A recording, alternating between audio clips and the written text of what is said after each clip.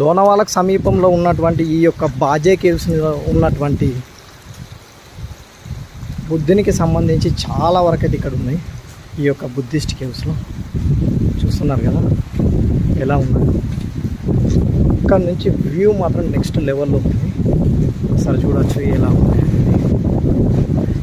చాలా అంటే చాలా ఉన్నాయి ఇక్కడ చూస్తున్నారుగా. లోపల కూడా ఇలాంటివి చాలా ఉన్నాయి. పైన చూడవచ్చు ఎక్సలెంట్గా ఉంది.